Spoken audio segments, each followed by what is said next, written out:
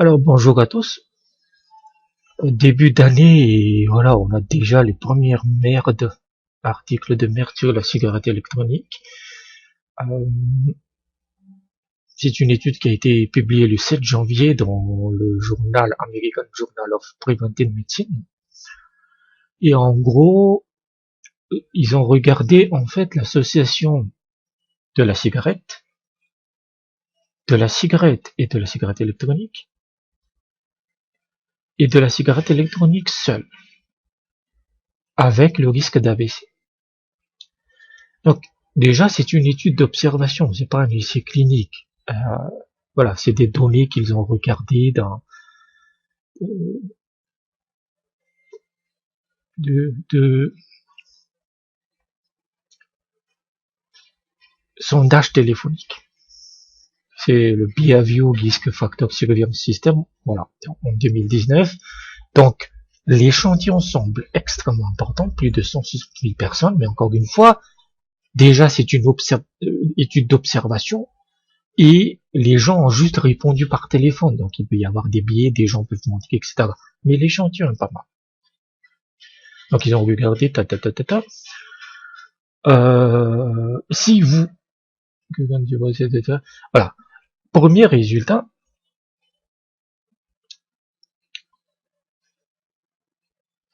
si vous fumez des clopes et que vous vapez en même temps, vous êtes ce qu'on appelle un vapofumeur, le risque d'AVC est de 2,91 fois, quasiment 3 fois plus. Et ce n'est pas étonnant. Ce n'est pas étonnant puisque tu fumes. Mais le tabac est associé à énormément de maladies, incluant l'AVC. Ensuite, le second groupe, c'est uniquement les fumeurs. Quel est leur risque? Donc, le risque qu'ils ont trouvé, c'est 1,8 fois de risque d'AVC. Et donc, tu te dis, 3 fois avec le double fumeur, les vapofumeurs, et 1,8 fois avec uniquement les fumeurs. Donc, est-ce que la différence est expliquée par la vape? Absolument pas. Parce que, c'est écrit ici, comparé aux non-fumeurs, les vapoteurs purs n'ont pas montré de risque significatif d'AVC.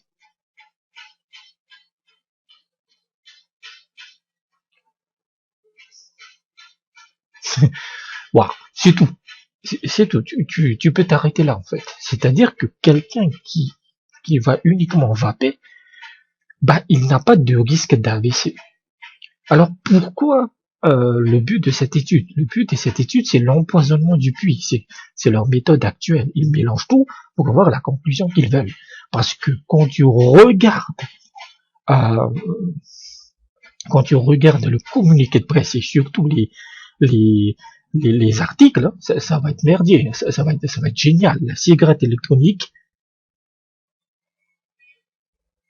provoque un risque 3 fois plus important d'AVC. Je peux vous garantir que ça va arriver en France. Mais ici, il n'y a pas ça. Maintenant, les vapofumeurs, que tu fumes une cigarette ou 20 cigarettes, tu auras toujours un risque, par des clopes, tu auras toujours un risque lié au tabagisme. Tu peux pas, parce que comme je l'ai dit plusieurs fois, tu peux pas supprimer le biais du tabagisme, incluant ceux qui ont abandonné la clope pour passer à la vape. Parce que voilà, c'est pas parce que tu arrêtes de fumer que les dommages ils vont guérir par magie dans les poumons et autres. Non, non, ces dommages vont te faire chier, en sachant que ça c'est la tranche d'âge, c'est 18 à 44 ans. Donc, à partir d'un certain âge, ce que tu as fait bon dans ta jeunesse, tu vas le payer au centuple. C'est la même chose si tu as eu de l'alcoolisme, c'est la même chose pour si tu as eu de la toxicomanie. Tu peux pas y échapper, même si tu as abandonné pendant 30 ou 40 ans. C'est comme ça. Voilà. Mais là où c'est problématique,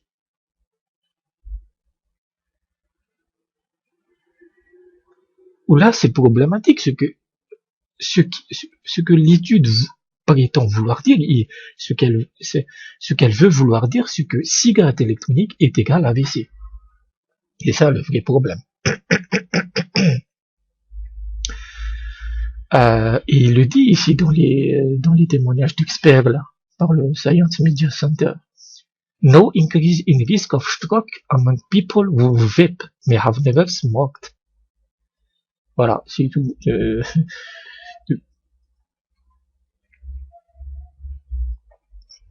Après, pourquoi le risque d'AVC serait plus important chez des personnes qui ont abandonné la clope et qui sont passées exclusivement à la vape? On ne sait pas comment, à quel moment les personnes ont répondu au sondage. Un sevrage tabagique, c'est pas une partie de plaisir.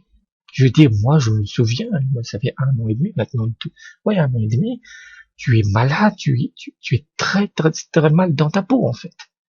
Je parle quand tu as passé à la vape et tu es les premières semaines, quand tu tentes de trouver ta dose de nicotine, ce genre de truc. Donc, il peut y avoir des risques d'AVC pendant cette période de transition extrêmement brutale. Mais encore une fois, on ne sait rien. On ne sait pas. Puisque c'est une étude d'observation provenant de données téléphoniques. Ça veut absolument rien dire. Donc, vous allez voir cette étude répétée dans les médias. Voilà. Donc, c'est pas quelque chose qu'il faut garder à l'esprit. Et je le disais dans la longue vidéo que j'avais fait pour les prédictions de 2020 sur l'article de e-sig là, où des analystes de la vape donnaient leur opinion sur ce qui nous attend dans la vape. C'est la merde, hein. Il y a la PMTA qui arrive, mais surtout tu vas avoir des attaques coordonnées. Je dis, le début janvier, moi je suis vulgarisateur scientifique, j'écris des articles scientifiques. Maintenant j'en fais moins parce que j'en ai marre, parce que la science est pourrie de A à Z. Mais début janvier, il n'y a rien en fait, c'est calme plat. Tu commences à avoir je parle des articles intéressants à partir de 15-20, vraiment fin janvier. Le mois de janvier, c'est le calme absolu. Et pourtant, ça a été publié dès le 7 janvier. Donc tu vas avoir des attaques coordonnées de plus en plus. Surtout la période la plus difficile va être juste avant la PMTA, où tu vas avoir ce qu'on appelle des études d'agenda. Ça, c'est un truc très fréquent en sciences. Quand il y a une loi qui doit voter, ou que tu fais face à une interdiction, tout de suite, tu vas avoir une cascade d'articles qui vont arriver. Ça va être méchant, quoi. Donc, ça, c'est le premier sujet. Il n'y a aucun risque à avoir. Pour les vapofumeurs, oui. Mais encore une fois, même là, je suis très sceptique, hein, parce que c'est des putains de données téléphoniques, quoi. On n'en a rien à foutre. Pour le deuxième sujet, et tu dégages. Deuxième sujet, c'est les élections.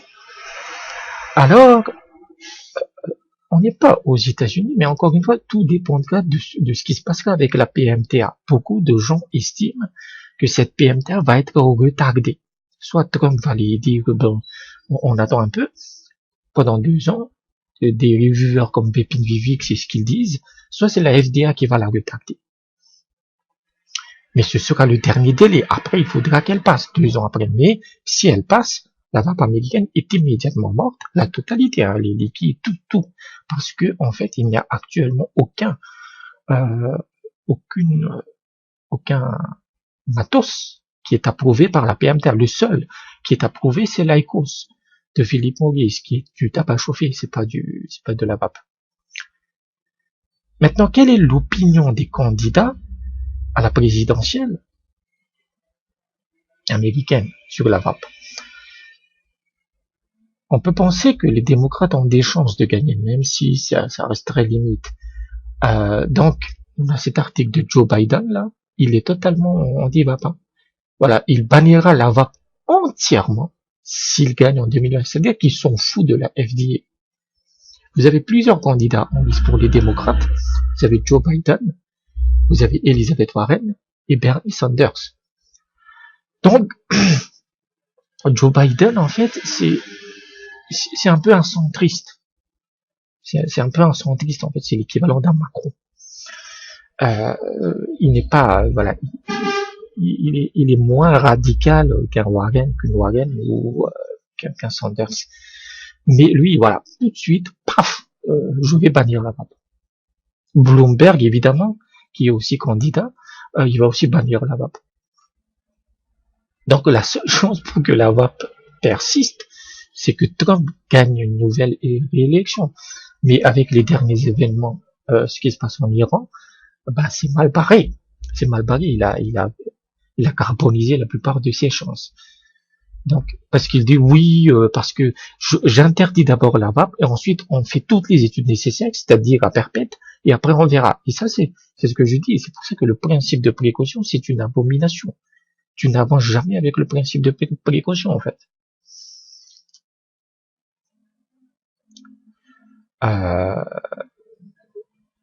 Voilà, je reviens à l'article sur l'anti-vape. Bon, en plus, donc, Biden est anti-vape et Bernie Sanders est anti-vape à mort.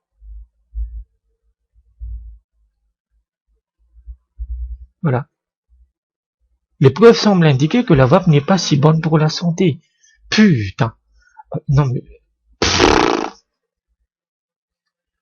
That cannot produce a product with making our kids sick. Oh, les enfants, protéger les enfants, protéger les enfants.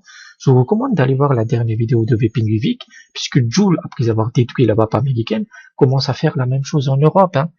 Et voilà, parce que je peux vous garantir que Juul va bien s'insérer dans l'écriture de la TPD. C'est évident, parce que ils ont les centaines de millions de dollars pour le lobbying nécessaire. Voilà. Et qu'est-ce qu'il va faire, Juul? Donc, Sanders est anti-vape et Warren aussi. C'est-à-dire que s'il y a un seul démocrate qui passe, la vape est déjà morte. La vape est vraiment déjà morte. Voilà. Pour l'industrie de la vape américaine, genre Dotmod, Siogic, qu'est-ce qu'on a encore? Les purges, voilà, les grosses boîtes, là, partaient au Canada. Et, il faut qu'ils changent totalement leur politique de marketing et de produits pour qu'ils vendent à l'étranger, comme les Shintok. Les Chinois, ils peuvent pas vendre en Chine. Hein. C'est la dernière en ligne. Donc, voilà. Bon. Mais juste pour ajouter par rapport à Juul, ce que va faire Juul avec la TPD, c'est qu'elle va supprimer la limite des 20 mg pour les pods. C'est-à-dire que ce que Juul va faire, c'est qu'il va monopoliser, qu'il va tenter d'avoir le monopole des kits pour débutants. En disant, mais les 20 mg, ça suffit pas, alors que c'est pas, je le dis, c'est pas la quantité de nicotine par milligramme qui est importante, c'est la quantité de nicotine par jour. Donc ils vont essayer de tenter de faire casser la limite des 50 mg. Et au début, ça va bien aller. Mais je peux vous dire que le script, c'est ce que Vaping Vivek dit, hein, moi je traduis juste, hein, le scénario, le script qui a été fait pour les États-Unis va se reproduire qu'en Europe. Va se reproduire qu'en Europe, en fait. Juul va tenter de faire du marketing auprès des jeunes, même si c'est interdit, et il va poignarder la vape européenne dans le dos. Les Britanniques, ils s'en battent les couilles. Ils se cassent de cette merde d'Union européenne à la fin du mois. Donc, il faudra être très vigilant sur les parlementaires et la commission qui va se charger de toutes les personnes qui écrivent la TPD et leur entourage, leur lobbying. Il faudra dénoncer ça constamment. Il faudra des organisations qui ont des couilles sur la table. Il faudra que ces organisations pro-vape soient très puissantes. C'est pas des petites associations de merde qui pourraient venir à bout de Juul. Donc, voilà. Ces études de merde, pour terminer, ces études de merde, ça va continuer encore et encore, ça va arriver, il y aura des attaques coordonnées de plus en plus, attendez-vous à chaque semaine, mais tout ce qui est politique, la PMTA et la TPD, ça va être une année de merde, Donc voilà, merci et à bientôt.